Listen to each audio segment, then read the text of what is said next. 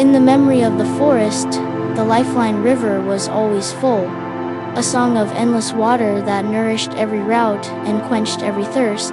By its banks lived a family of beavers, with Kiko, the youngest, whose heart was as restless and hopeful as the river itself. But seasons turned without rain.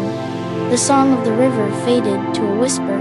The great drought had come. Their home, once a fortress of water and wood, now felt vulnerable, exposed to the dry, hot wind. The wood was too dry, the water too low.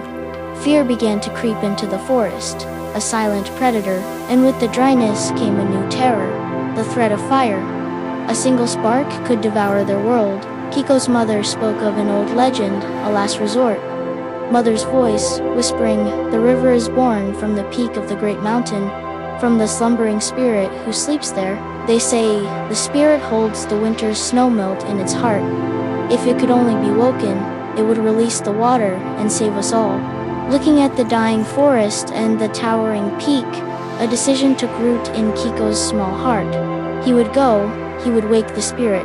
His father pleaded with him. "Stay, Kiko. We will face this together." But Kiko knew together would not make the rain fall. Under the pale light of dawn, Kiko set out, following the ghost of the river towards its source. Every stone was a mountain, every mile a lifetime. The forest he left behind grew quieter with every step. He carried the thirst of the entire forest with him, a weight heavier than any log. The air grew thin and cold as he climbed, leaving the warmth of the lowlands behind. He had arrived. The great mountain spirit lay before him, silent, immense, and utterly still. "Great Spirit," he cried, his voice stolen by the wind. "My home is dying. Please, wake up." There was no answer, only the lonely sound of the wind. He tried the only other way he knew. If a plea was too quiet, perhaps a beaver's work would be loud enough. And then a voice, not of thunder, but of ancient, tired stone, whispered on the wind, "Your world is vast, and you, are, so, small. Go home, little one. Let me sleep." The spirit's words were heavier than the mountain itself. His father was right. It was a fool's errand. But as despair settled, his beaver's eyes, made for seeing details in the mud and water, noticed something else. These were not normal vines. They clung to the spirit's foundation like leeches, pulsing with a life that was not their own. The spirit was not just sleeping, it was trapped. It was being drained. And suddenly, Kiko didn't feel so small anymore. He had a new plan, a beaver's plan. The bark was as hard as iron, and it tasted of dust and sorrow.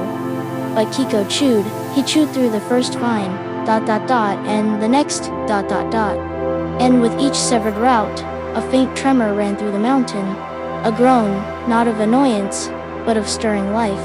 Only one remained, a monstrous vine that wrapped around the spirit's very heart. He gathered all the hope of his family, all the fear of the fire, and poured it into his work. It was done. The mountain shuddered, and for the first time in 1,000 seasons, the Great Spirit awoke. "You have freed me."